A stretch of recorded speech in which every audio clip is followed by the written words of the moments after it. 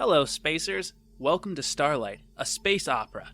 I'm Isaac, your host and GM for the adventures ahead.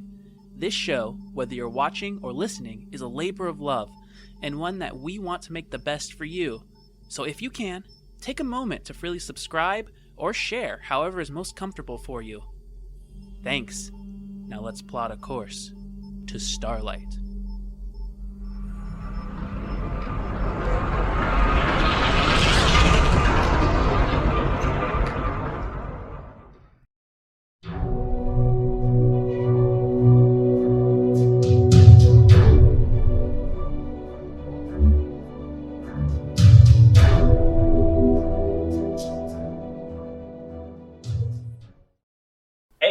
What's up? Welcome to Starlight, guys. Good to have you back. As you know, we've been rocketing our way through Season 1, and we're still on that long, awful, never making it to the Sunmaker mission. I'm joined by three wonderful people. Clive Jensen, played by Sam Williams. Atlas, played by Nathan Coons.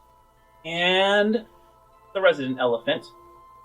McKenna Ali, played by Courtney Yorks. And for those of you that have been with us, McKenna's prepared something extra special for you. So before we get into the show, please take it away.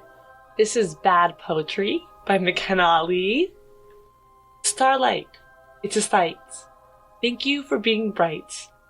The universe is grand, but we're a new brand. We will try to thrive while trying to survive. Thank you for your support. We promise to report. And next episode, you'll have a poem about Atlas. Amazing. Okay. We work every Tuesday for peanuts. Okay. And with that, let's dive in. Neuralink, please access most recent events from my memory bank. Accessing. Jettisoning far from the prison, the crew of spacers find themselves all looking for the Sunmaker, who lies hidden, hopefully, on the strange colony planet of Thela, times spent in hyperjump.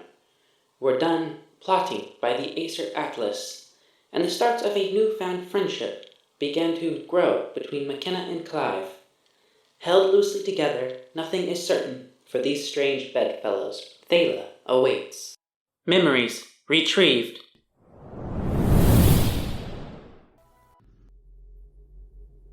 Rayla pulled up the computer nav unit, and you were met by a voice that said, "Gravity, 1.5 standard, atmosphere, normal, days, 2 days in length, here, 1.5 years." And it continues to start droning on about this planet that you guys are looking from the hologram viewport, almost at a diagonal southerly direction. It is an outbound planet. It is a planet that has been colonized within the past recent 200 years. And it is a place that folks don't often go to unless they're looking for a new start. Of the things that seem to catch your attention, this planet is strange in that the entirety of the equatorial part of it is covered in what looks to be like thick white clouds. When they kind of part, as clouds so often do, you can make out just barely white land masses. It's the poles of the planet that seem to have this flat, brownish, green coloration to it. Very different from many other planets, and it's a little bit smaller. Rayla goes over to the interface unit, drives her hand back into the meaty flesh to control the dragon, and she goes, "All right. So, a few things for you guys to know.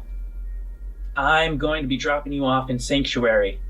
That's the biggest city there, and you guys are going to be finding your own transport from there into Ninoy. And she takes one hesitant look back at Clive, and she goes, "And you're on your own. You're going to need to be careful out there. Some folks they're not as open as I am." And she starts to bring the dragon towards the northerly pole of the planet. You get kind of like the same normal hums as the dragon starts to break the atmosphere. There's like, you can feel the dragon kind of start to quake, just, and you open up. She still has actually some of the viewing ports open through the holographic image, and it's kind of taken on a reddish pink tint as you are breaking through the atmosphere of Thela colony.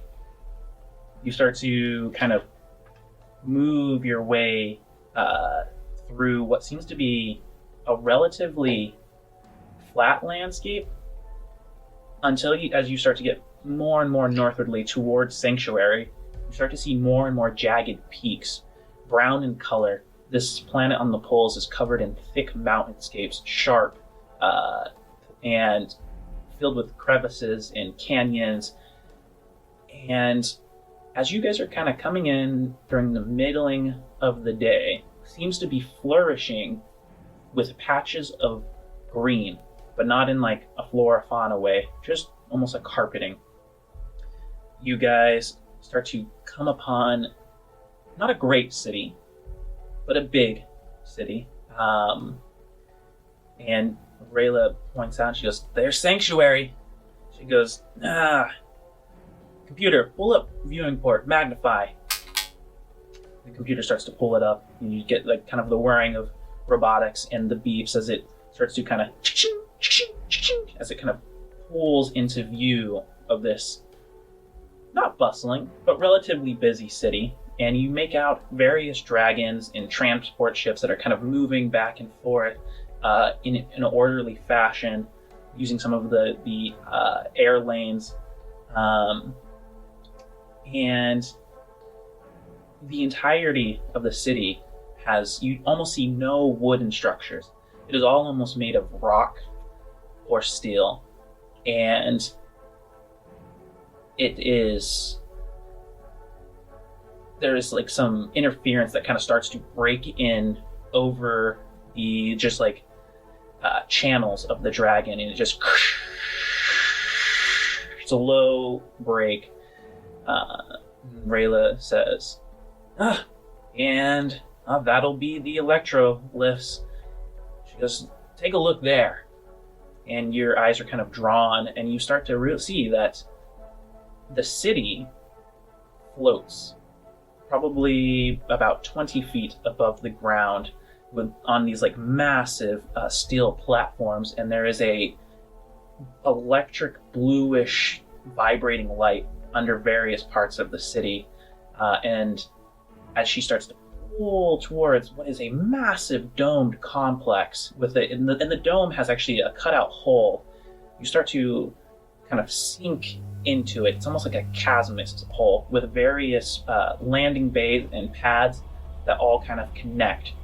And she goes, "And Bay 6, here we are." And the dragon kind of lands. You hear the legs splay out as it touches onto the ground. And there is another voice, similar to when you guys got to the warp frame, that hails the ship and kind of breaks in with a "Captain Hutchington, transport, dropping off, commerce. No, just dropping off passengers. Gonna need a manifest, and make sure that their credentials are ready." Yeah, she goes, "Sure." They come. They come from Titan 1 with the guild's backing. The voice kind of pauses. He goes, "I'm still gonna need to see that. Make sure that they're ready, presentable. We will have the bay warden out to come and check the ship and make sure that you are not carrying anything illegal on standard protocol." Of course. And as the ship lands, The gate starts to come down. Rayla looks at the three of you. She goes, well, it's been a pleasure. Best of luck. She says, I got other business to go to, but I'll be in town for a bit, but not much longer. She raises one of her dwarf four-fingered hands up to each one of you and gives it a shake. And she just nods curtly and leads the way for you guys to go ahead and walk down the platform and out of the dragon. Awesome. I'm going to follow her.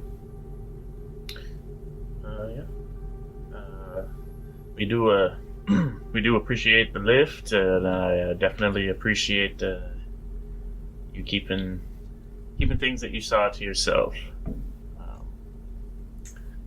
Yeah, you know, when you kind of grow up in a rough area, you see a lot of stuff, and I honestly, I don't care where you're from, where you're going, as long as you're good to me, it's fine.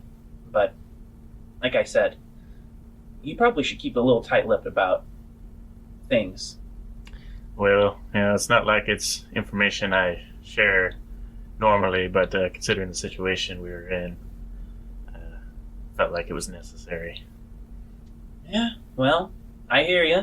She looks over at Atlas, and she then kind of under her breath kind of mumbles so that only McKenna and Clive hear, and she goes, if you could just tell him to maybe be a little more friendly, I think that would go a long ways for him. We're working on it, sweetheart. I wouldn't necessarily say he's unfriendly, he just socially inept.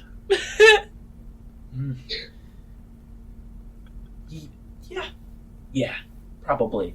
And she goes, well, best of luck. And she strides past you to meet a man in a green jumpsuit. He is blue of skinned and has what seems to be some very transhuman augments to him. And he has like a double chin, and he has a servo bot kind of whirring behind him, keeping ledgers. Makes small talk with the captain of the ship, and then she produces a ledger, shows it to him, he nods, and she starts to go her own way, and he comes up to you, the three of you, and says, well, first time in Thela colony, I see. Yeah, it's a nice little place you guys have here. And we like to keep it that way. So, it's kind of my job to look into each person coming in and clear them. It's a really short matter. If you all don't mind, I need to look and go ahead and scan your Neuralinks and just get you in the database. And as well as, while I'm doing that, if you could just update me with what your plans are. You're here for trade, pleasure, business. Well, me personally, I would say I'm here for a bit of pleasure and a bit of business. Looking for some information on some things I've been looking into. Nothing big, nothing serious. I just have a few leads that have pointed me in this direction. Oh, well, and what's the nature of your stay? You planning on staying for a while, or? And he kind of like is checking around each of your Neuralinks and seems to be clearing just fine. There's no change in his expression. It seems to be standard procedure. Just looks at you, Clive, and asks you, well, considering we don't really have a pilot, and this was a one-time trip to this colony for us. I would say we're probably going to be here for a while, at least until we can procure another mode of transport.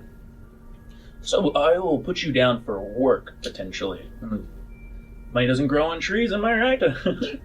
If only it did. Yeah, and are you all three traveling together then? For now. Yeah. Yeah, for now. For now. Okay. It's a pleasure. Work.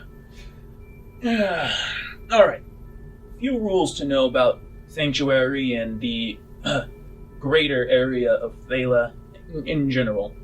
I'm sure you got the update, but we are constantly racked with classics earthquakes, hence the floating city. This is the case for pretty much everywhere except for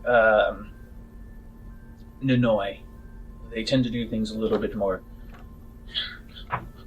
faultily, as tends to be the case when someone denies to not join the Federation. Pretty much the rules are simple. You don't start trouble. We have your information.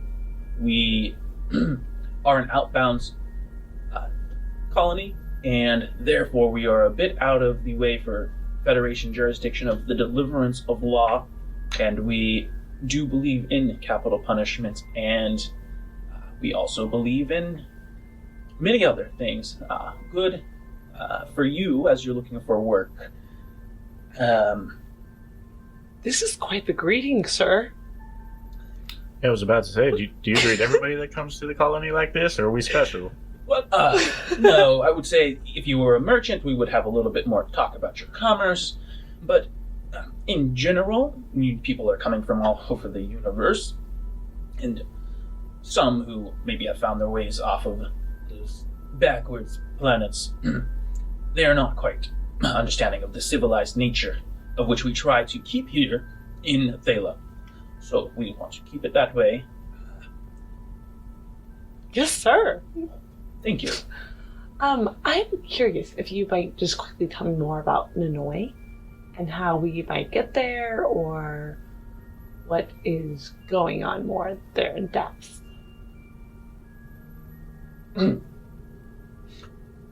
You want to go to Ninoy? Possibly.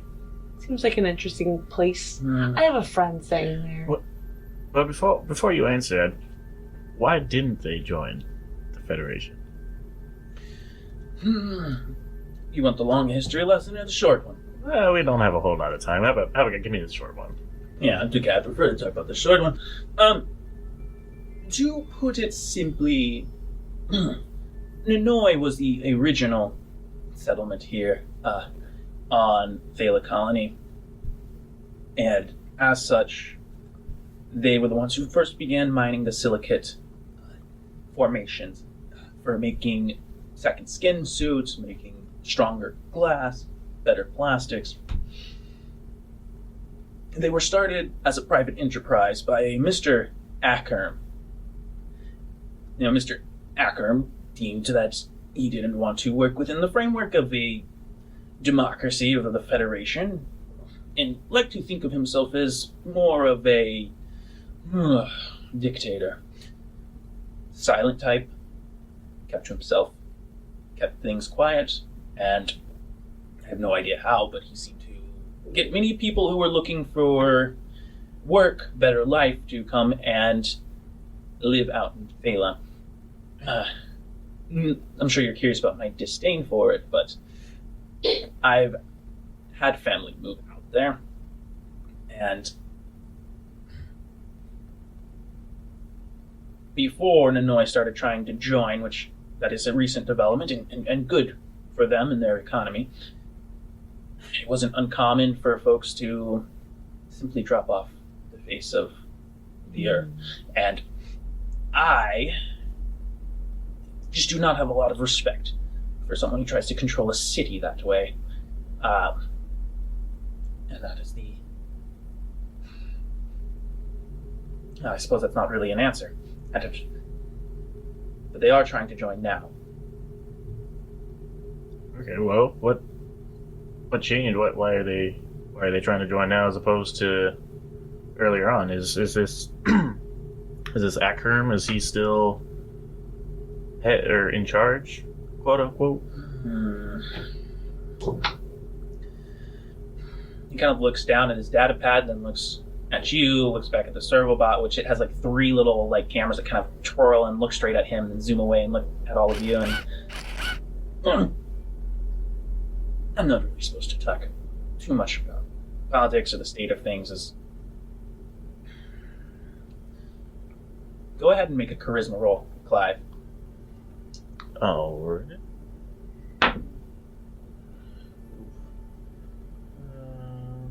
That's going to be a solid 3. There are talks of a sudden void in leadership. And it would seem that maybe there are a few who got tired of the way things were run. But even then they made their bed and went to go live there, so it's the process, the many years it takes to join is something they'll have to live with. Anyways, if Miss Loxodon, you are so certain you want to go there, you can find a terminal passage that way. And he points to a door. It's pretty large to accommodate all various types of people, races, or vehicles. And he gives you directions to get to essentially what is similar to like the London tube. You know, you got to go deeper under into the facility to get to the train. Okay. Which terminal was it? Did you say 2? Or do you know? Oh, terminal. I think it's B6. It's not a very convincing B6. It's in the B's. Okay. Perfect. Then we'll head there. Thank you so much. Pulls him aside real quick. Now, just for me, do you know if there's any good dancing clubs? Oh, well, I might be able to oblige you and tell you about a few good ones. Yes. There are multiple here in Sanctuary. What is your style? The waltz? The competitor? Well, I think what I just learned, I think, what did she call it? I think it was a ballroom, almost. Oh, yes, there's a very good competitive ballroom dancing scene. You seem quite excited about this. This is something that you partake in, I guess. For about 12 years now, I've been competitively dancing, and I think I'm getting close to earning my card. Oh, really? Oh, well, I hope we can cross paths on the dance floor sometime. Yes, I would. Please. The place is called Grace's Swan. Tell him that Mr. Lawrence sent you. Mr. Lawrence, and that must be your name then, sir? Alexataki Lawrence, yes. I'm just going to call you Mr. Lawrence. It's most people don't partake in learning about the old ways of dancing. It is a beautiful form of expression, and my heart is warmed to know that there is someone who shares in this instead of this cyber nonsense of emote coloring and pleased. And he looks down at his pad and he goes, Mr. Jensen. Well, it was a pleasure. I do appreciate the greeting that you've given us and the information, and hope one day we will maybe cross paths. Would be a pleasure. I do look forward to seeing just to see how competitive you can be, and maybe we can make wages. Well, who knows? I might be able to show you a few moves myself. We'll see. I so wish I was in that conversation. Okay. I am just waltzing my way over. Waltzing. So with a big... Yes. To B6 terminal. All right, well, gang, I guess Yeah, I'll follow you. I guess we'll start traveling on to Ninoy. It seems to be the common location where we all need to go. Do we want to do anything else while we're here? I mean, we just entered this big new city. Is it relatively big, or is it? Yeah, it's decently big. Okay. It's Want to dance, Clive? Is that what you're... No. Well, I was only thinking we just got here, and as of right now, we don't have any way off this planet, this colony. Might be a smart idea to kind of look for that kind of route before we get into anything too deep. There's no rush. I mean, there's so much to learn and explore on a new place and just see what it's all about. Alright. Well, then, I guess, McKenna lead the way. And who knows, maybe we can find a wonderful place to dance and teach Atlas a thing or two. Yeah, I didn't even enjoy that. I don't know what you talked about. I'm sure. Okay, on to B6. So, as you guys are making your way through this massive, relatively massive terminal especially having just come from a prison detention center area where there is none of this, it's decently big. It's, and part of that is you're seeing that because this is a colony planet, they rely a lot on things being transported in. So this space terminal is more or less actually used, as you're noticing, for the hauling of goods. And It's like a ship port, almost. yeah.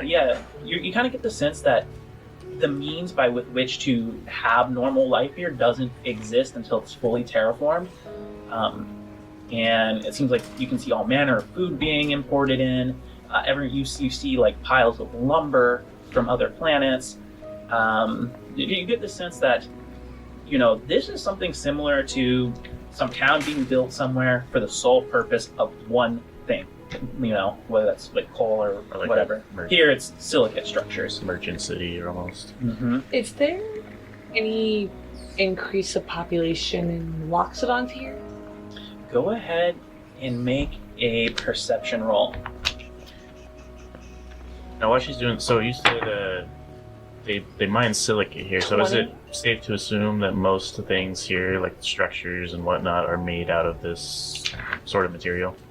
Yeah, as you're looking around, you're seeing most of the things are made out of metal. You do see various facades of silicate rock that's been framed, almost like this is what we do. Look at this beautiful. This is the lifeblood of us. But you're actually seeing most things either being made of the interior, anyways, made of metal or wood structure that's been obviously imported. There are some pictures of some of the original settlements and how people built houses, little huts out of these silicate structures, but not necessarily not getting the silicate out of the rock and specifically making with that, but just using the rock that has it in it. As you're looking around with is that a natural 20? No, it was an 18 plus 2. So as you're looking around, you don't see any Loxodons per se, but you do see a viewing screen, and it flashes and it goes, "We interrupt your daily programming to bring you this breaking news." And the screen cuts to black and kind of then side swipes, and you see a large lumbering figure in the view screen, dressed in dark cloaks. You can just make out the tips of two tusks that are kind of capped in gold. And then it goes back to the reporter, and it says, "If you see this figure appears to be Loxodon, please report it right away to the Yeth. Report it right away to the Yeth. There seems to be confirmations of kidnappings happening," and then it starts to go and starts to dial away into a different region far away in the galaxy. Does this person look familiar? Make an insight check.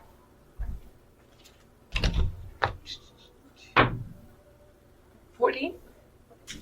I need to whisper in your ear. Ooh.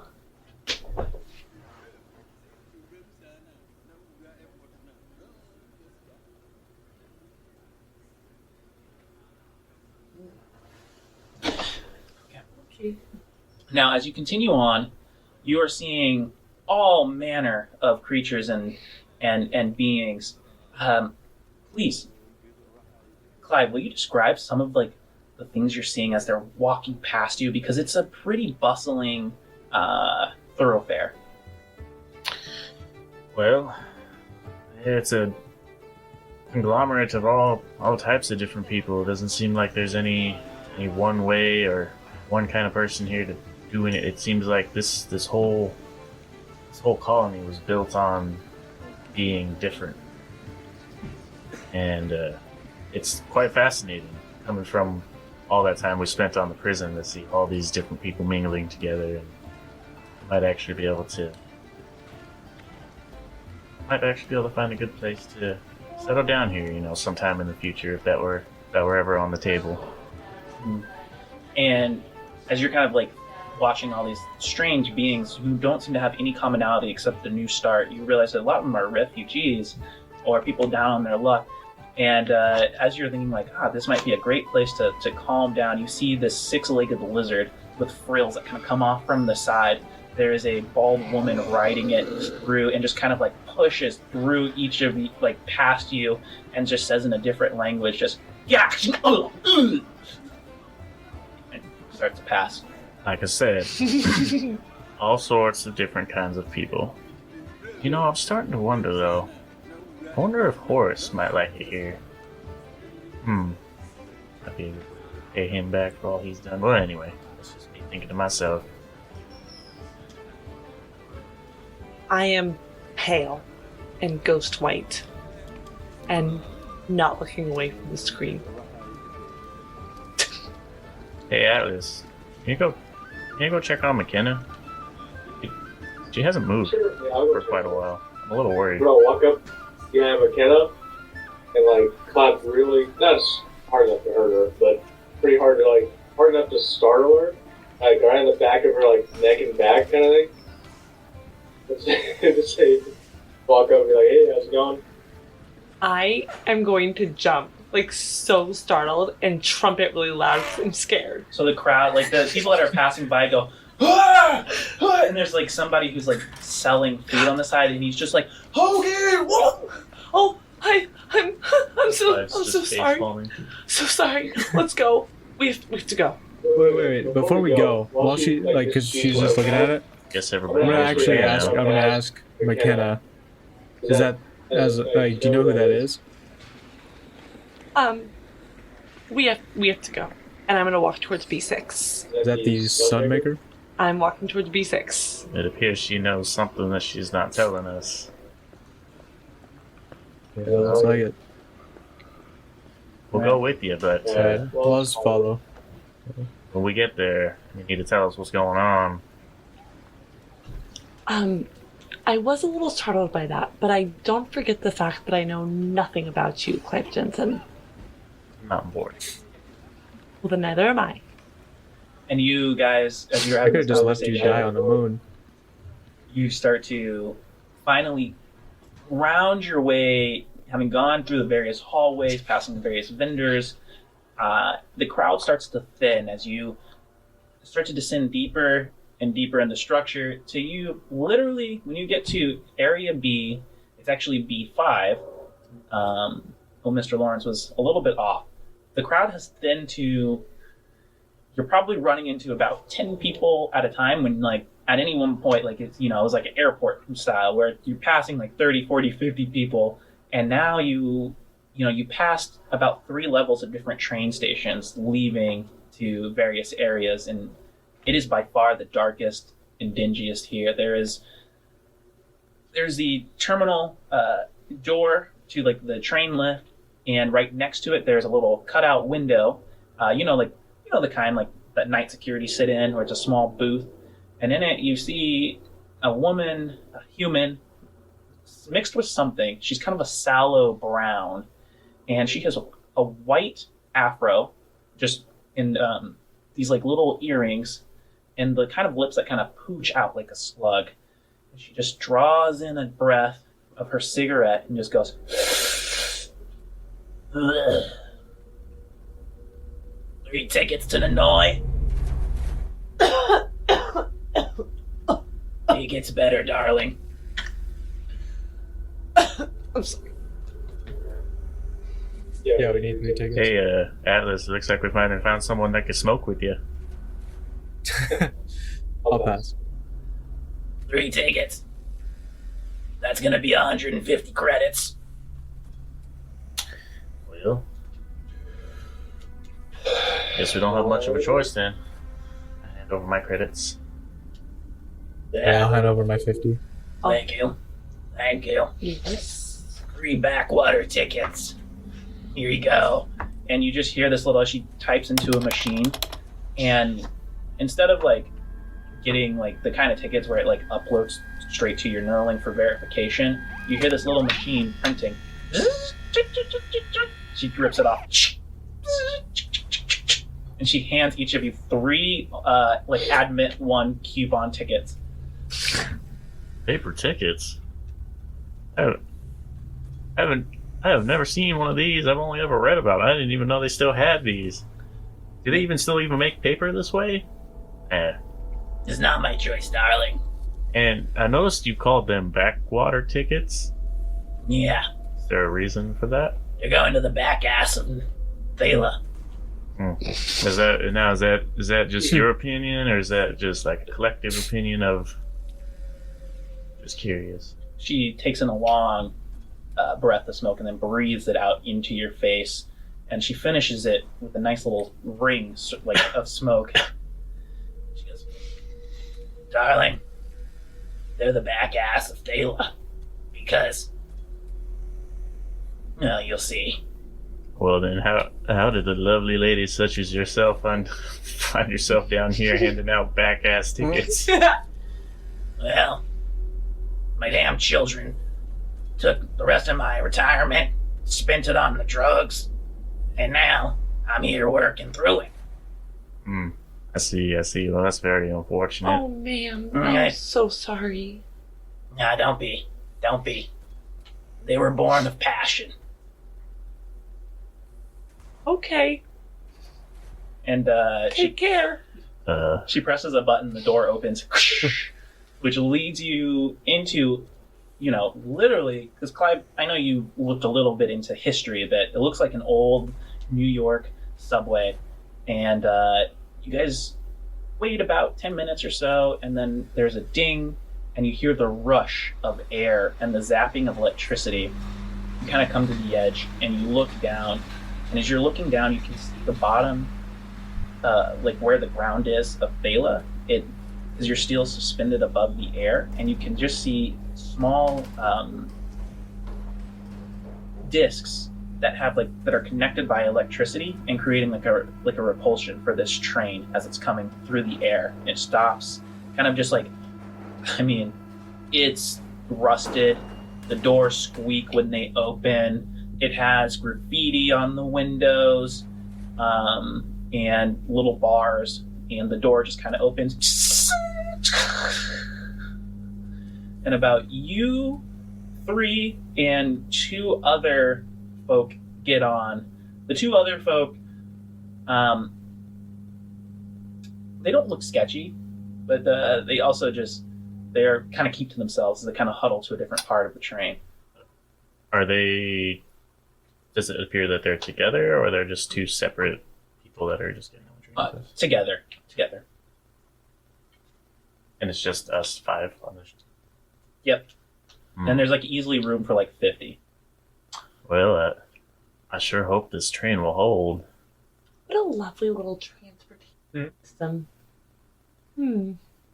Yeah, it looks kind of run down to me. It's kind of like a systems that were in the old books I used to read. Atlas, it kind of reminds me of your dragon a little bit. I would say it kind of reminds me of you, Atlas. A little rough around the edges.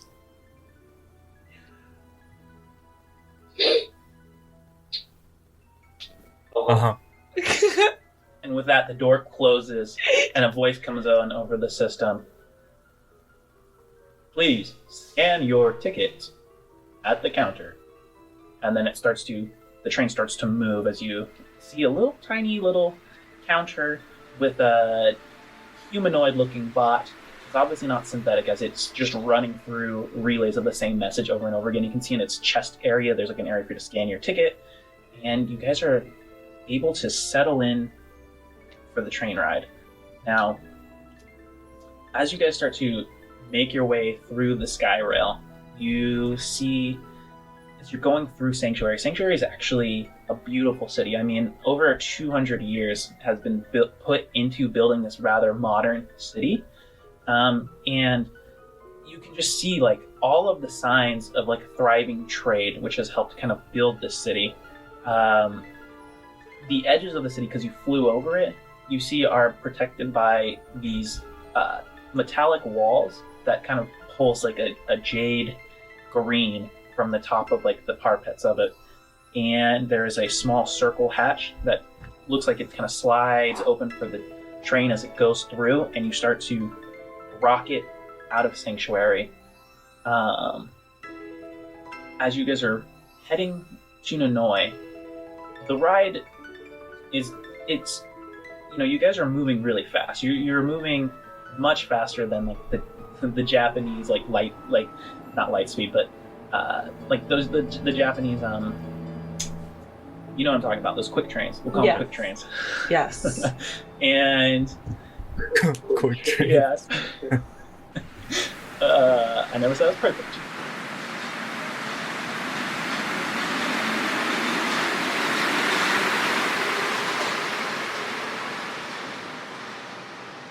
But you are watching as the ground starts to pick up momentum and starts to blur. And all you can see, actually, under the light of the sun, is just this, like, brownish ground with, like, slopes and peaks and valleys. And whenever, like, the train's shadow starts to, like, kind of cross over it, you see some of the green that's kind of growing on top of these, like, rocks start to pull away into small little buds that close up and become, like, the color. And then as soon as the shadow starts to leave, they start to re-sprout open once they're in the sunlight again. There are volcanic structures that are just constantly issuing, like, great bellows of smoke that seem to be coalescing and kind of heading towards the equator to witness the ground shaking multiple times and structures just like breaking apart. And eventually, you guys start to make your way into Nonoi. Nonoi is an island, and as you guys kind of like cross the water and you start to come into Nonoi, a speaker kind of comes up and it says, "Nonoi in 20 minutes. Please hold tight." And as you start to come closer and closer, you find a city that is less city and more town, village. It is enclosed in a, like, kind of like, looks like a force-filled bubble. And the train seems to pierce through it. Kind of like the bubble kind of absorbs around the train, and then suddenly the bubble seems to create like a yellowish light or haze throughout the entirety of this little tiny village. You can see that the train is pulling into a much smaller, let's say, like port of entry. And the last thing you see before entering, these great mountainous ranges to the north of the city. And the city is pretty much primarily built on the edges of the water. The two people that were on the train kind of share like a smile with each other and then nod and get off. And you guys also get off the train, and immediately the very first thing you see is a great huge pavilion. And in the center of the pavilion there is a tall statue on the order of about 20 feet, completely brass, and it shows a thick figure in muscle and in height, and seems to be a man, but the face is left completely without any demarcation of who. I think it's just like a blank face, and the only things that you see in the hands of it is curled up by the chest of the statue. It appears to be some sort of a thick book, and in the other hand there's a chain with that seems to look like it's leads into some sort of like broken either dagger or tusk or implement or something like that. And at the very bottom you just see a small little placard that just says, "To Mr. Acker, our great leader."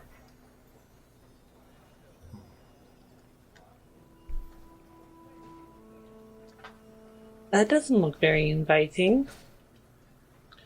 This whole place looks not very inviting. I mean, Why is it so yellow? I say we should just spice it up a little bit while we're here. Well, what do you mean by that? I say we dance in the middle of Dance this the night pavilion. away. Well, dance party and bring the people out. Yeah, It'd be a good way to find someone. there's a possibility. I do remember reading in some of those history books that I looked into something about. I think it was called like a flash mob. Oh, tell me more about a flash mob, Whoa. Mr. It's Johnson. interesting. I think people back in the day used them as a way to communicate with each other. They would gather like 15 to 20 people and then just randomly break out into dance in the middle of large crowds. And I think it was kind of a way to show some sort of affection, maybe? Alice. Very weird. You would be so good in this whole flash mob thing. Oh, he would be the center of attention. He would. If No, If I we was were just trying to thinking get maybe found, that we're guy in looking for the somebody. news feed is actually here. What do you think, McKenna? You think what? I'm sorry. The man in the news feed? The man that you're so scared of? I'm not scared of him. Oh yeah, that's right. What was up with that? I don't know what you're You looked talking like you about. had just saw a ghost. Well, I did see a ghost to the left of the screen, and it just kind of went away, so I got a little nervous. I recognize him. You know again. what? I We were will friends just, at for the one sake of point. it, I will just inside check too and see if she seems actually scared of the person. I just told you we were friends at one point, and things went off, and it was a little concerning, some of the things that he was doing, and I got nervous, and so I left. Make an insight check, Atlas. That's low. I think my insight's actually. I have a. Oh yeah, 3. You don't. There could be more. There could not. I mean, Loxodons kind of lack some of the same facial ability to move their facial muscles in the same way. So it does make it hard to read her. Now, can you also make a perception roll, Atlas? Yeah.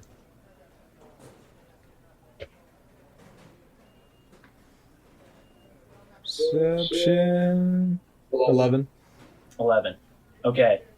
You watch as the few people that are working there is one person, as you're almost about to get out of the grate, because the gates to the terminal and this whole station are huge, almost in Eastern European, where the entrance is so large it's almost makes you feel small, and there's these great steps, and you notice a average looking fellow. He has a ball cap kind of pulled low over his eyes, and he seems to be watching all of you. Looks around all directions, and then takes the cap and moves it backwards and starts to make his way towards you.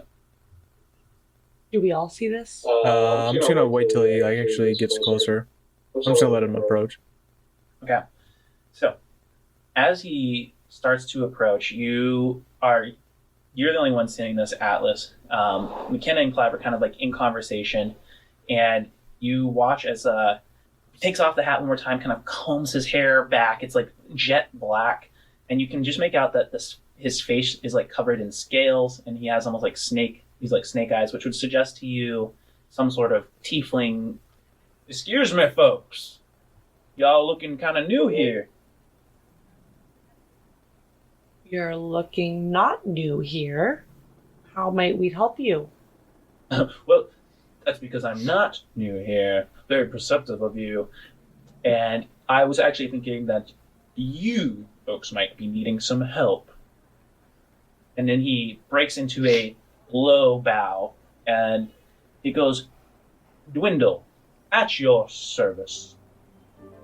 Have you read in the history books about car salesmen in the past? There's one thing I did not see. No, there's these things called sleazy car salesmen. And this guy seems Similar to that of which I've read. Now, you said your name was what now? Dwindle? Dwindle, at your service. Dwindle, or just Dwindle?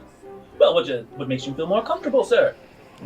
Well, I'm just curious. Do you greet everybody that shows up like this, or you just did you have your eye on us especially, or? Well, you have the marks of someone who does not quite belong here, and yes, call it a part of my business flair. And when he says that, you see these frills, similar to like a cobra frills, just kind of go. Ooh, kind okay, yeah. opens up. Please don't move your neck at me like that. It makes me uncomfortable. Now, I'm curious. This place doesn't seem all that bad. Now, back at the main colony, they make you guys seem like, well, how did they put it? The ass of Thela colony. Yeah, it doesn't seem that bad here. It takes time, but I will tell you, there are asses here. There are asses there. There are asses everywhere. Well, All right, Dr. Seuss. Doctor Who? No, Dwindle. Dr. Dwindle or Dwindle? What makes you feel more comfortable? I like Dr. Dwindle. I feel like there's some like professional into that. Yes, I'm glad you asked. I am Dr. Dwindle, tourist leader extraordinaire. And he produces out a card from the back of his pocket and holds it up. And it is just like a small like data pad card to share his business. And it's poorly scrawled on, barely like legible. And it says something to the effect of, Mr. Dwindle, DS, is here to provide the service of tourism. Well, show us around, Dr. Dwindle. Yeah, well, that sounds like it could be quite fun. Atlas, we got some time to kill, right? Like you said earlier, we're not in any rush. But it would be my absolute pleasure, folks. What might I call you all? Well, they call me Billy Bob. Billy Bob. Can you make a deception check, please? Billy Bob? Natural 20. He smiles, and you see like two little fangs in the front, and he goes, Billy Bob. Billy Bob Jensen. Nice to meet you. It's a pleasure to meet you. I love new blood in the city. And he looks you up and down, Atlas, and he goes, the bodyguard, I assume. What is your name? Isn't that being called? Sure. My name's the Sunmaker. The Sunmaker. Go ahead and make a deception check. I know for a fact that you're lying. You say that out loud? Yes. Oh, I love it. He looks at the two of you and he goes, so what is his name? It is not the Sunmaker. I'm sorry, I cannot let him get away with this blatant lie when I know who the Sunmaker is. Well, in that case, everyone has their secrets and we must respect that. So, not Sunmaker, that we will shall presume. Much better. And So good. I have it. I'm so sorry to blow your cover there, Atlas, but you're not the Sunmaker. Atlas. Because I remember you denying that you knew who the Sunmaker was. Not enough everything stands. Okay. Oh, I'm so sorry. I did not know that my presence would cause such problems. Don't worry, I don't think it's you. I wasn't expecting this either. Hi, my name is Macleod. Well, a pleasure to make your acquaintance. Thank you. McKenna Ali, not Sunmaker Atlas, and Billy Bob Jensen. That is correct. Let old Dwindle massage your woes away and show you the wonders of Nanoy. We have few, not many, but my services aren't free. And so, Gonna ask. I was thinking something to the sum of a tour, a history, and questions answered at 45 credits apiece. Sleazy car salesman, I tell you. Sleazy? Me? 45 credits. That seems pretty steep. Now, can you ensure that we're going to see some exciting things? Exciting? Dwindle? Well, if my name isn't Dr. Dwindle Exciting DS, then I don't know who I am. How about, I don't think you know who you are. how about 25 credits? Ooh. You know, we just got here, you know, we're a little light on resources. Go ahead and make a persuasion check. Alrighty. That's a natural 20. 25's a little light for my services. I'll go 25 if we cut the history. 35 and history. I'll go 30 in history. Make a persuasion check with advantage. Okay, so just I like you. You should get into the touring business. 32 and no lower. Alright, 32, you have yourself a deal. Wonderful. You realize he will lie to us. Oh, of course. Then why are we paying him 32 credits? Well, it's either we pay him 32 credits, or we're stumbled around this place on our own anyway. At least that way we have somebody here who knows a little bit about where we're going.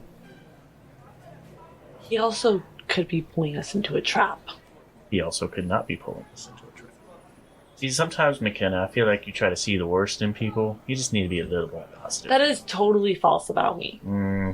I have done nothing to prove to you that I see the worst in people, but I've actually proven the exact opposite. Well, I guess it's all a matter of I'm sorry, I opinion. won't be paying him any money to show me around this town. Well, that's fine. I can ferry you around two people. Enjoy your stay, McKenna. And he starts to walk off, like almost expectingly for Clive and Atlas to follow.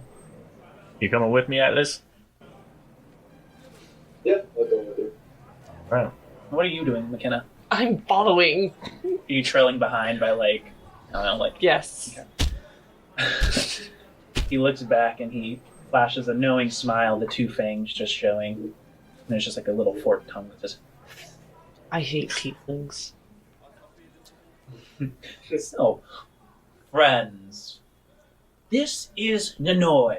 And he walks out onto a platform, and it's a floating platform. And he goes, first things to get first. They call us the back ass of this planet because we do things a little differently. Here, take your heads, peek down. And he throws his head over the side of the platform, and you can see that it is not floating. It is held by multiple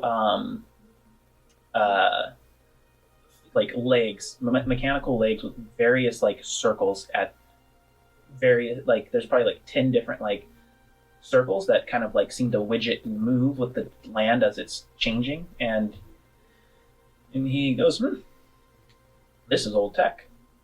But you know, we like to do things the old way. So that's the first thing to know, that every once in a while things fall into the ground because we don't have the money to replace them. So that's exciting. Yeah. Wow. Yeah, that's real exciting. It's living life on the edge a little bit out here, I guess. Well, the people out here are hardworking. And the founder, Mr. Akram, was quite correct in settling here. It's just he thought he could do it all himself, and his coffers ran dry. The silicate here, it is absolutely the best. The problem is Mr. Akram didn't want us to join the Federation, so we have very little to trade it with. So we get a lot of people who do a lot of black market trading. I can let you know about a few places if you're looking to procure some goods. Do I know of any of the basers working out here, or no? Like any trade posts or anything somewhere? Go ahead and make a history check.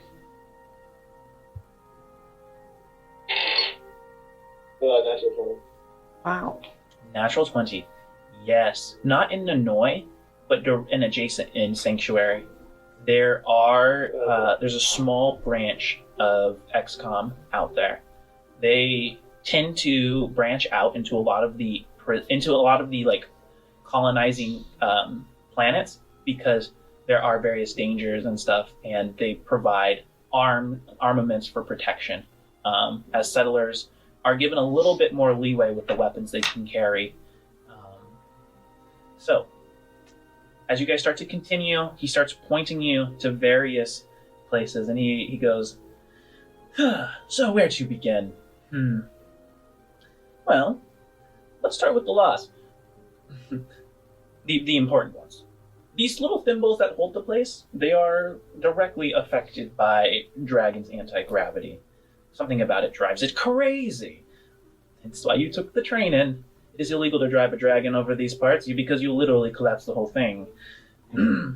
As you can see, the entire town, it's built near the sea. And he points out in the distance, and you can see a succession of 4 seawalls that get progressively higher.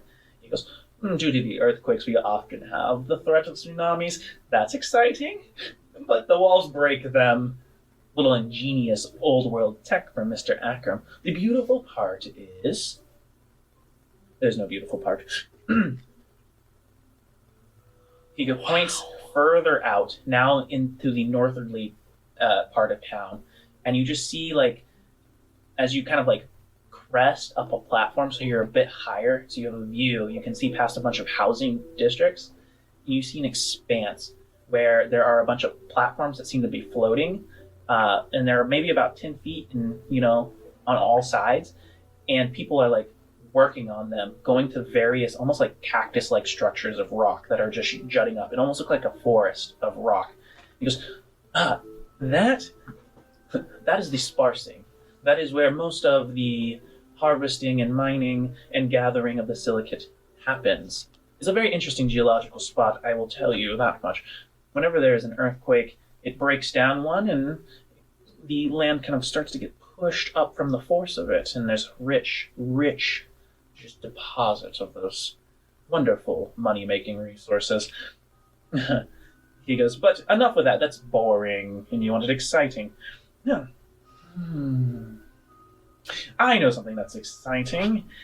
He points towards the east, where you can see that now you're looking towards the sea, and he goes, that's the Ferrari District. And he goes, look at that building. And in there, you see one massive building built on a lift, and it is brightly colored. It is colored pink and green, and it is marked by a giant gold rose on the top of the roof. And he goes, that is the House of Rosens. It is a verdant, boisterous place of colors and the loud voices of people here trying to smooth over the politics. That is exciting. We are trying to join the Federation, which means that my little business might get outlawed. Anyways, if you need a good laugh, go there. There is currently multiple fights going on between the two political factions. Those who are loyal to Mr. Aquariam, who want to follow his will, and those who want to move us forward. Personally, I know where my vote's going.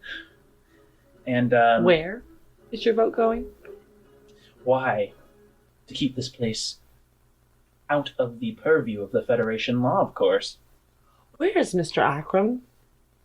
Mr. Aquariam, and as you say that, you start to pass, and you see a similar statue to what you saw in the train station, and it's even bigger.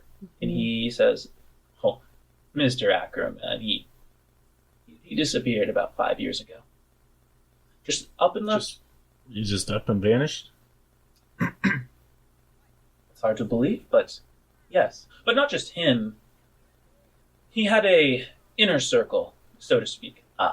Those who were loyal to him. Some call them a cult. I call them crazies. Others call them people who understand how to make political moves. They all vanished. Who was part of this group?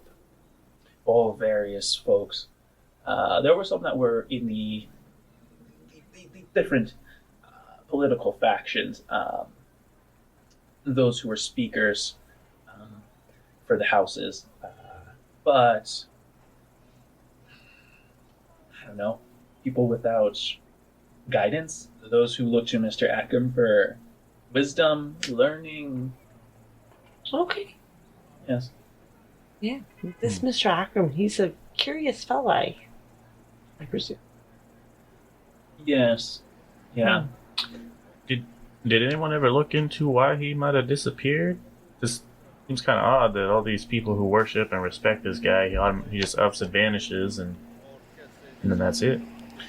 Well, the leader of the House of Dictates, Speaker Holst, she says that he left because it was what was foretold. You see, to say that this town was just a private enterprise would be a lie. You see, I live outside the boundaries of this town, so I have a much clearer view. It, in many ways, was run in a theocratic manner. He brought all kinds of people, anybody who could work, but he really called out to those looking for guidance for religion. And many of the laws, as he was the one who was solely proprieting this place, was run around his belief sets, pseudo-religious in its nature. The part that I don't understand was how did people follow him, and yet they never saw him? He would often speak through various holograms and viewports and video sources, but never once was he ever seen outside of those who belong to the dictates. Do they know he was human? Because I see these statues made. Yeah, I was gonna say, Bronze has anyone human. ever actually seen this guy? Or do these statues just built off of what they might think he looks like? Like I said, nobody's seen him, which makes it ever stranger that anybody would follow him. And yet you follow him. Me? Oh, no, Lord, no. I just live off of his idiots that live here. But they're growing wiser, so... Anyways, as we are... The time has been wonderful, but I am nearing my hour limit here. And as you can see, the Smith District up here in the north is where you can find all of your shops and well-to-dos. And, but looking at the three of you, I'm assuming you're going to need a place to stay. So, I will do this as one last favor for my three friends. I would highly recommend that you stay within the interior corridor. There is a wonderful public house there. Of course, there are others, but the owner is quite friendly. And no offense, Mr. Sunmaker, not Atlas. Questions are not asked. And so he starts to bring you around to what appears to be like a pretty plain various housing district, and takes you to an area that's been covered in it seems like they imported trees and potted them and has tried to create this forest type effect. And you see a small square building. It has windows on all sides. The door, while the building is made of stone, the door is made of wood, and you can just make out the faint bits of music playing within. And the sign across the top just says D's. And he goes, "So, my friends, it's been a pleasure. And I will be taking that 32 credits." Well, I appreciate you showing us around, and maybe later on while we're here, we can link up again, and you can share with me a little bit more of that history of this place. I'm quite curious. Well, you know where to find me. And No, one last thing. what exactly is your business? Something tells me it's a little more than just showing folks around. Go ahead and make. Make a charisma roll with that. I'm just curious. I might be looking for some work myself. Trying to get into all sorts of different enterprises, I should say. Oh, that's a nasty. He looks at you up and down, and he goes, I'm just your friendly tourism guide. If you are looking for work, though, let me go ahead and make a recommendation to you. And let me grab my notes here so I don't give you the wrong bit of information. I want you, if you're looking for work, I would check out the Lonely Court. It might not be your speed. What kind of work is it? Oh, it's not my work. Ask for a halfling named Thyra. You'll find that she is a bit brusque, but she's always in need of help. What kind of help? Can I, because of my background, can I try to speak in, it's not thieves' can't, but what was the... Oh, the business? Yeah. Yeah, because of the criminal background. Can I try to, just say something in that manner, or, signal? Oh, yeah. Go ahead. What do you want to say? I'm going to actually ask if he... because I don't really know how these can work. Is it just, paraphrase, basically, things for a meaning, or is it actually, a language? It's more like snippets. It's like a code, isn't it? Yeah, it's some sort of a code. It could be gibberish. It could be that you're having a conversation and you're flashing hand signs that only you two can read. Okay. I'm basically gonna make some type of signal to say, I need to speak to you alone for some information, kind of thing.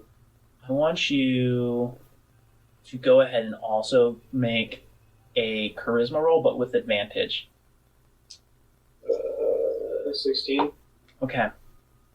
So he is having this conversation with all of you, and Atlas, you just get a quick succession of flashes that are very small, minute, something that only you would catch. And what you gather from that is something to the effect of Hillier. Ask for Hillier. You can find him at the Lonely Court. He's a regular. Information is what he deals in. To Hillier and the interior quarter? Well, it's been a pleasure. And he goes to shake both Clive and McKenna's hands. I shake his hand, and I'm actually going to pay him 40 credits and thank him for such a great tour. Yeah. The pleasure was mine. You did a great job. Thank you. Yeah. Clive, will you make a perception roll? Yes. It's gonna be 12. Well, you two take care. And he jaunts off, leaving the three of you with the directions he gave you to the Lonely Court. I'm assuming you guys go there, yes? Okay. You guys start to finally, as the two twin suns are beginning to kind of make their arcs that is creating a strange glow of a sunset, you find yourselves rounding the corner to the Lonely Court. And out front, you see two women just kind of standing there, scantily dressed. And the building itself is single-story, stone-walled, and you see several, judging by the design of the way it's fitted, probably heavy weapon-proof glass windows. As you guys start to get closer, you can hear like some music kind of like breaking out like through the door, and the two women. I need everyone here to go and make a perception roll. 21. 21. That's gonna be a solid 9. 4.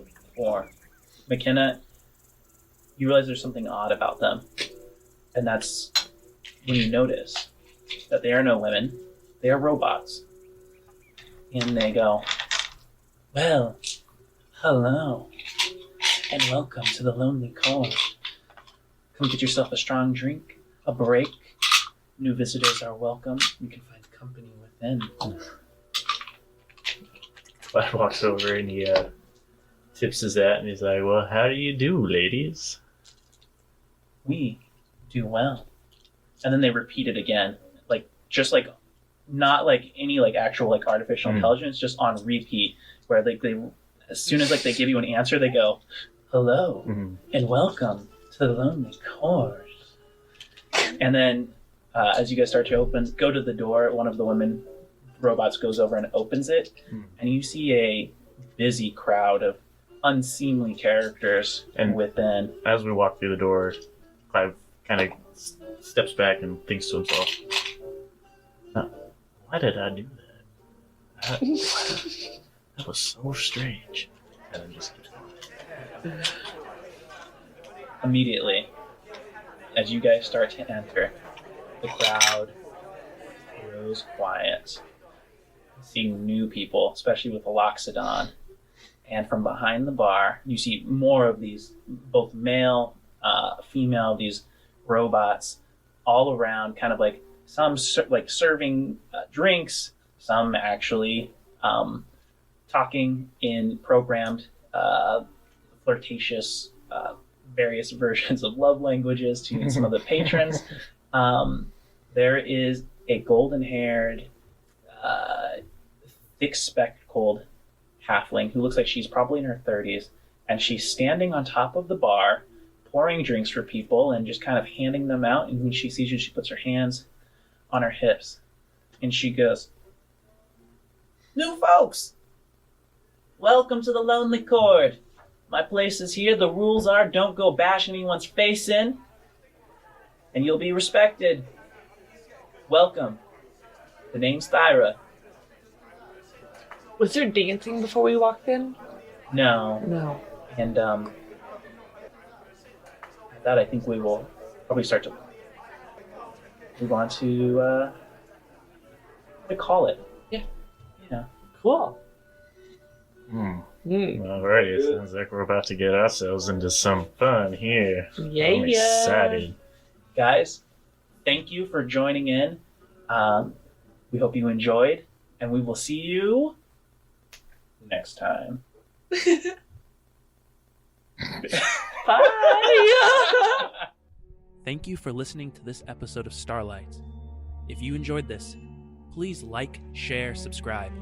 For early releases, exclusive RPG content, and other bonus material, check us out on Patreon at patreon.com/starlightadventures. And to reach us for questions to be aired, email us at thestarlightadventures@gmail.com. See you next Tuesday, Spacers.